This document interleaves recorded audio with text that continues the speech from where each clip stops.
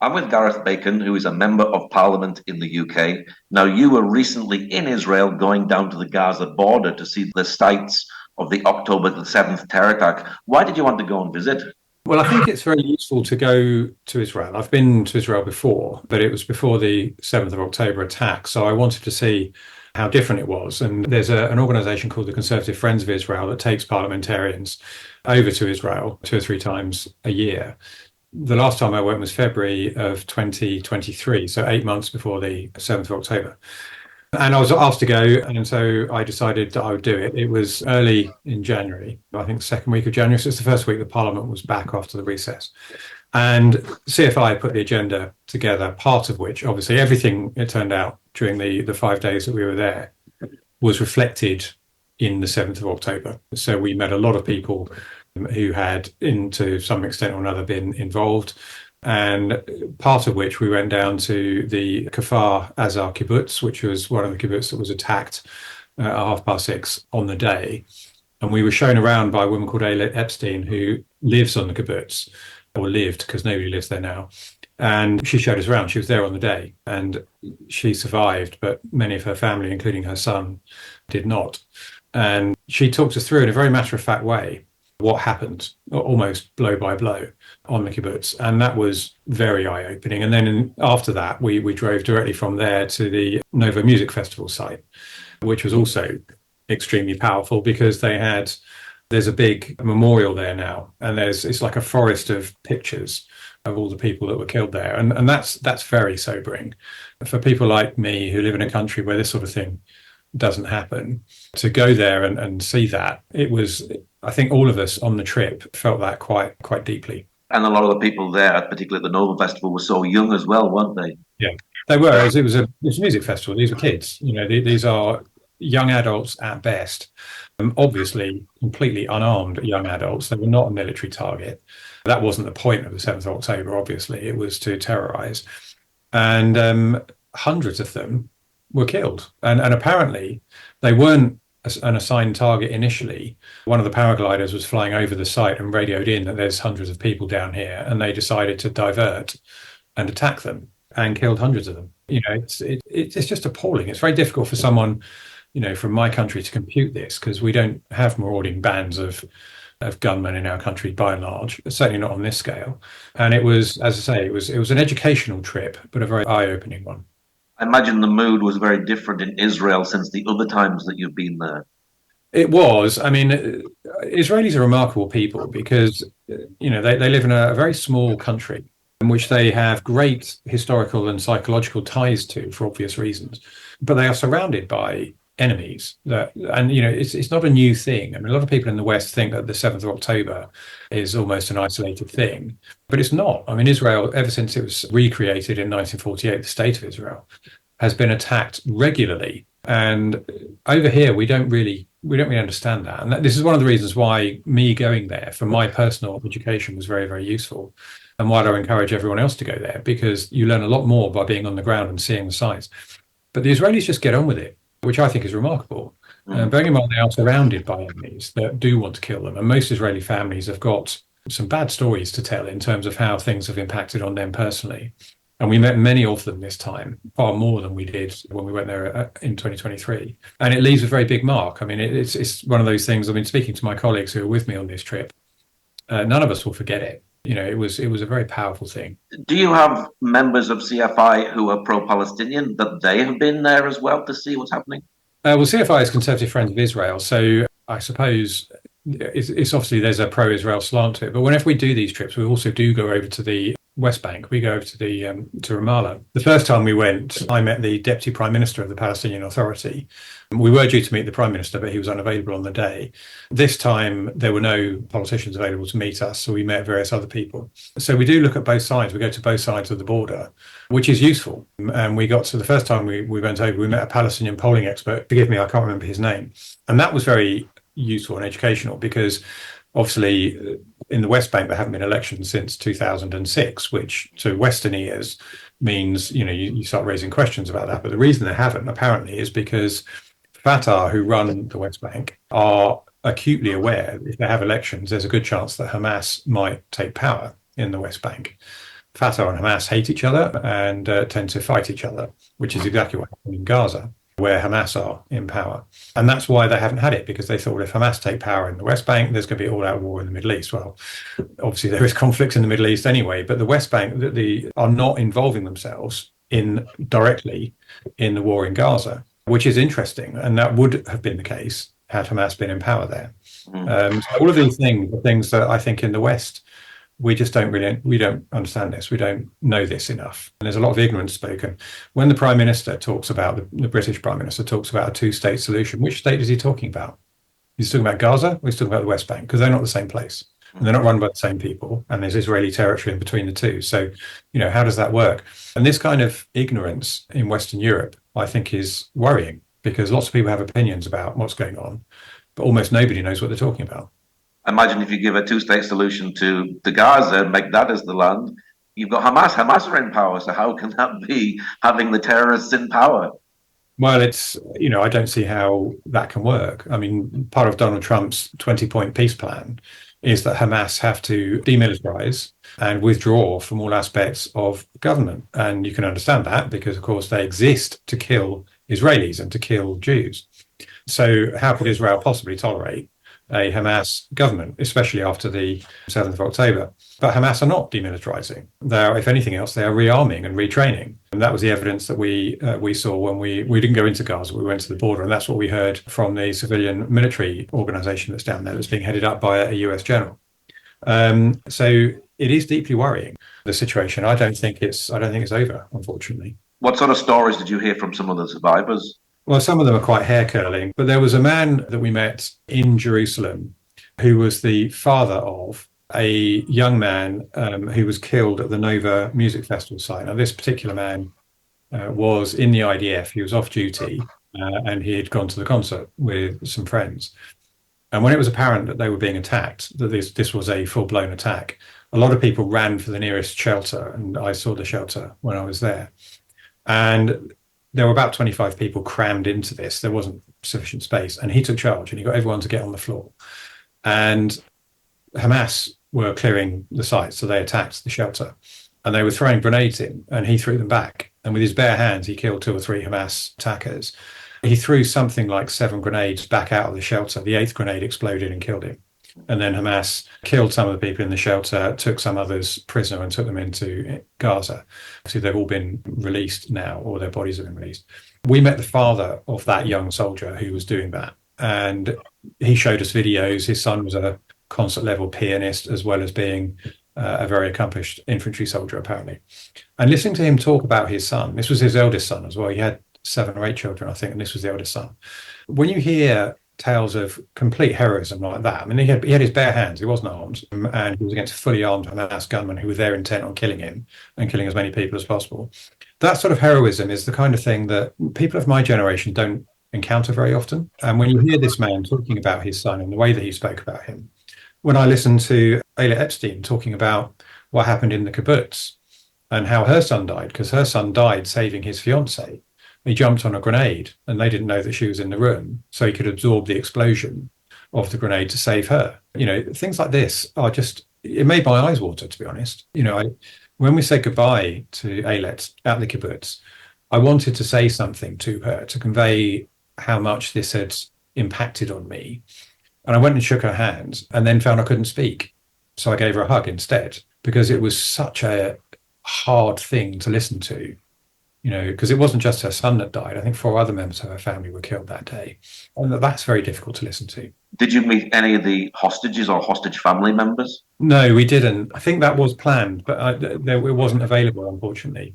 But there have been hostages who've come into Parliament.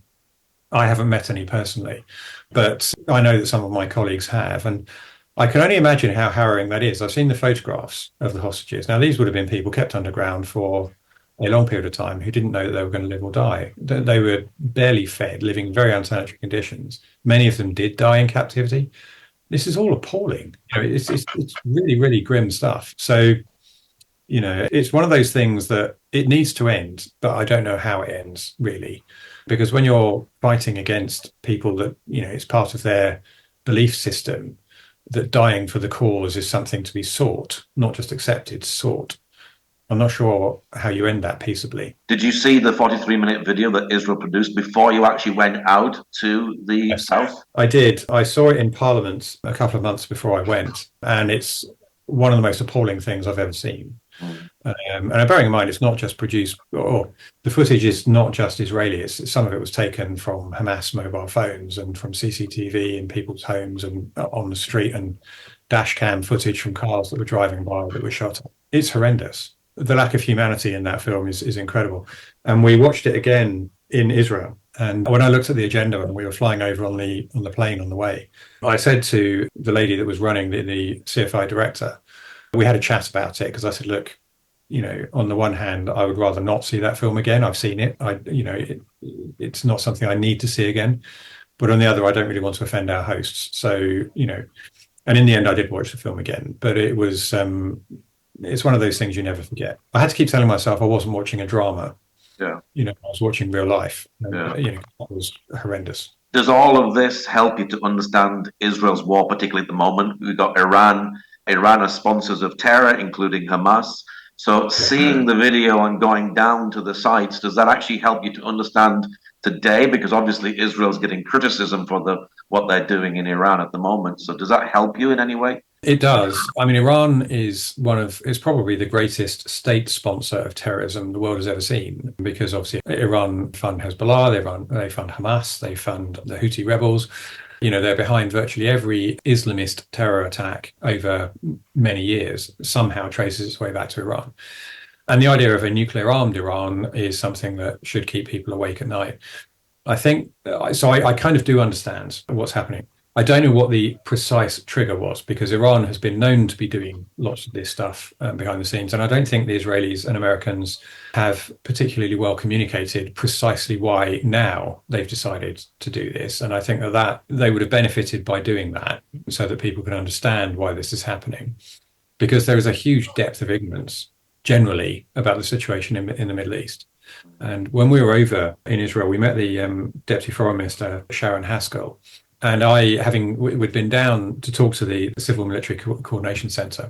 And it became apparent to us when we were there that Donald Trump had set March, fun enough, and today it was the penultimate day in March, as the deadline for Hamas to disarm. And they weren't disarming. There was no interest in them disarming, which implies that there's likely to be further escalation in Gaza, because they're not going to disarm, then the peace plan isn't going to work. Yeah. The only military force in the region that is capable of doing anything about that is the IDF, which means that, very likely there's a chance that Israel and Hamas could be in conflict again very soon.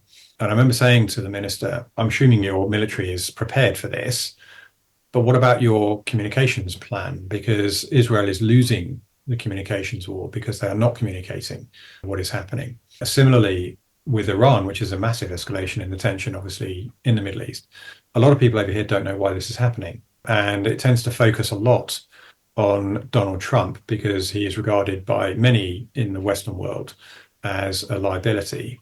So we soap operize politics over here. And because he's regarded as this almost cartoon character in some senses, a lot of it is focusing around him, and a lot of it is focusing around Israel, because Israel is regarded as the bad player, unbelievably, in the Middle East.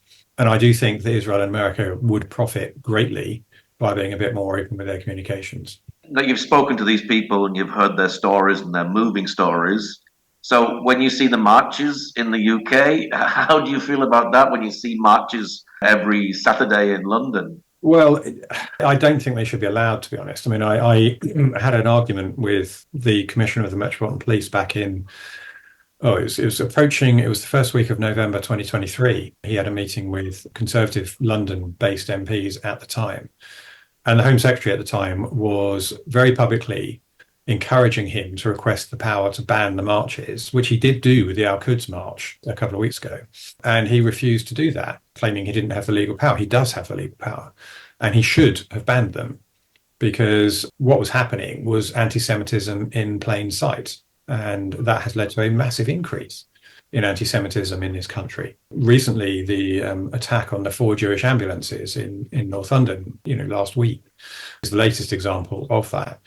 And it has massively escalated tensions over here, and it should have been stopped right at the outset. So when I see these marches, I don't, I just think it's sometimes I don't recognize my own country because, we now have anti-Semitism apparently regarded as mainstream, which it should never be. I mean, it really is appalling now in this country that British-born Jews can't walk around safely. They have to have security on, at Jewish schools, at synagogues, and it almost seems to be open season. And I think that's just dreadful. Can government actually deal with anti-Semitism? Because anti-Semitism seems to be something of the heart, and you can't really change someone's heart if they hate something. Well, and that's a very good question. I think it needs to be clamped down on more forcibly and more visibly, because the Metropolitan Police are in a difficult position because their primary focus on these marches is to maintain civil order.